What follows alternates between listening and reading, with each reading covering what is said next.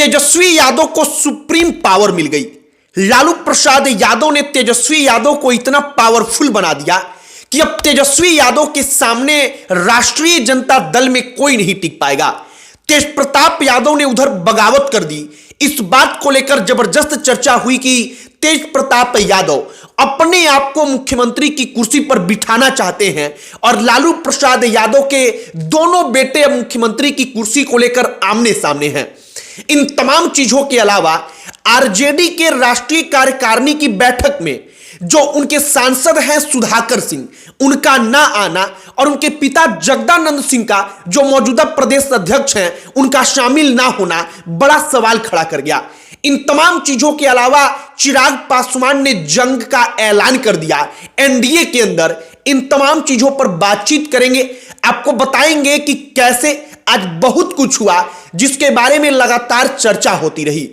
आगे बातचीत करने से पहले हमारा नमस्कार स्वीकार करिए। हमारा नाम मोहित कुमार सिंह है। सबसे पहले बात करेंगे तेज प्रताप यादव के बारे में।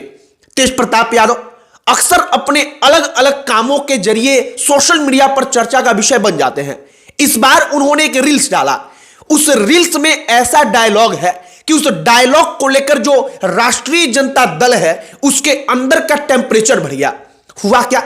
तेज प्रताप यादव जो रील्स डालते हैं उस रील्स में डायलॉग है कि जो अब चीफ मिनिस्टर होगा वो आपके सामने बैठा हुआ है और तेज प्रताप यादव का वहां पर पूरा का पूरा वीडियो होता है। सवाल उठने लगता है कि क्या अब तेज प्रताप यादव अपने आप को मुख्यमंत्री का कैंडिडेट घोषित कर चुके हैं? क्योंकि आरजेडी के राष्ट्रीय कार्यकारिणी की बैठक में पहले से इस बात का कयास लगाया जा रहा था कि तेजस्वी यादव सीएम फेस होंगे, इसका प्रस्ताव पास होगा। हालांकि तेज प्रताप यादव वो रील्स डालते हैं लेकिन राष्ट्रीय कार्यकारिणी की बैठक में अपने पिता लालू प्रसाद यादव के साथ पहुंचते हैं। कई जगहों पर कहा जा रहा है कि लालू प्रसाद यादव ने तेज प्रताप यादव को अपने साथ रखा और जानबूझकर उनको अपने साथ वो लेकर गए जिससे गलत संदेश ना जाए। बाकी जेडीयू ने इसको भुनाने की कोशिश में लग गई। जेडीयू के प्रवक्ता कह रहे हैं कि बड़े भाई ने छोटे भाई के खिलाफ बगावत कर दिया है, पहले तेजस्वी यादव को वहां पर निपट लेना चाहिए। अब दूसरी कहानी की चर्चा कि चिराग पासवान ने कैसे जंग का ऐलान कर दिया है एनडीए के अंदर। वो जंग जिस जंग से दिल्ली में बैठे भी लोग थर्रा गए और पटना वाले तो थर्रा ही गए। हुआ क्या? सबसे पहले आप ये समझिए, प्रशांत किशोर का वो तारीफ करते हैं जो छात्रों के साथ प्रशांत किशोर आंदोलन कर रहे हैं और छात्रों के लिए उन्होंने जो आंदोलन किया उसके लिए चिराग पासवान का प्रशांत किशोर का तारीफ करना। कहा जा रहा है कि दिल्ली से लेकर पटना तक एनडीए में खलबली मचा गया। एक तरह से यह भी कहा जा रहा है कि चिराग पासवान ने एनडीए के अंदर जंग का ऐलान कर दिया कि अगर सीट शेयरिंग में अगर हमारे साथ खिलवाड़ हुआ, अगर हमको गंभीरता पूर्वक लेकर के जो सीट शेयरिंग होगा एनडीए के अंदर उसमें हमको 50 सीट 60 सीट जो पार्टी का डिमांड होगा उसके अनुरूप सीटें नहीं दी गई तो आगे का जो भविष्य होगा वो आसान नहीं होगा। कई सारे लोग कह रहे हैं कि चिराग पासवान ऐसा जानबूझकर कर रहे हैं क्योंकि चिराग पासवान को पता है कि प्रेशर पॉलिटिक्स के बिना काम नहीं चलने वाला है। लोग कह रहे हैं कि चिराग पासवान जेडीयू को भी डरा रहे हैं और भारतीय जनता पार्टी को भी डरा रहे हैं और जनता दल यूनाइटेड का डरना लाजिम है क्योंकि 2020 के विधानसभा चुनाव में चिराग पासवान का इंपैक्ट नीतीश कुमार और नीतीश कुमार के तमाम मंत्री तमाम नेता देख चुके हैं, जान चुके हैं।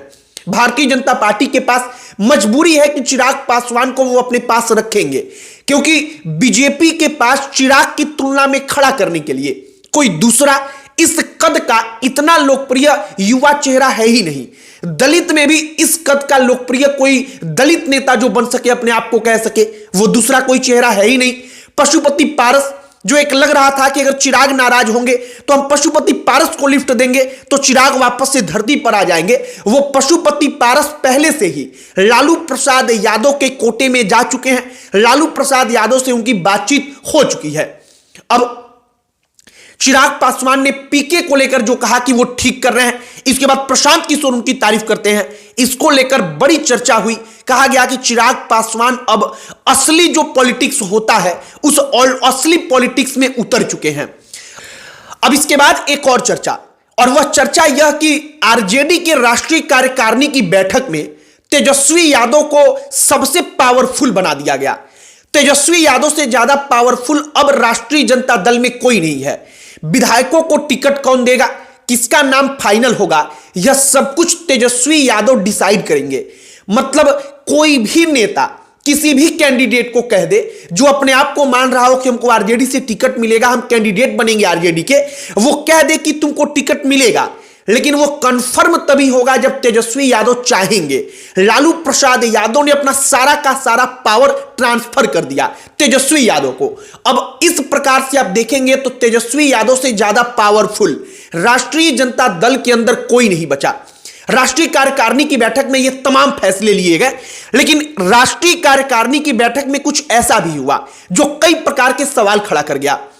प्रदेश अध्यक्ष जो मौजूदा है जगदानंद सिंह, जगदा बाबू राष्ट्रीय कार्यकारिणी की बैठक में नहीं आए। उनके बेटे सुधाकर सिंह जो सांसद है बक्सर के, वो भी नहीं आए। अब इसके बाद सवाल उठने लगा। हमने सुधाकर सिंह के बारे में पता किया तो पता चला कि सुधाकर सिंह पटना में है ही नहीं बल्कि मुंबई में है। जगदानंद सिंह क्यों नहीं आए इसके बारे में कुछ पता नहीं, और पिछले लगभग महीना दिन से ज्यादा का वक्त हो गया जब जगदानंद सिंह अपने ऑफिस में आरजेडी कार्यालय में गए हो। अब यह सवाल खड़ा करता है कि क्या वाकई में सब कुछ ठीक नहीं है जगदा बाबू और लालू प्रसाद यादव और राष्ट्रीय जनता दल के बीच। एक और बात है, अब चूंकि जगदानंद सिंह के बेटे जो आरजेडी है उसके सांसद हैं, तो उनका राष्ट्रीय कार्यकारिणी में जाना बेहद जरूरी था। और नेता कहीं भी रहते हैं, राष्ट्रीय कार्यकारिणी की बैठक होती है तो समय निकालकर उसमें जरूर जाते हैं, लेकिन सुधाकर सिंह वहां पर नहीं गए।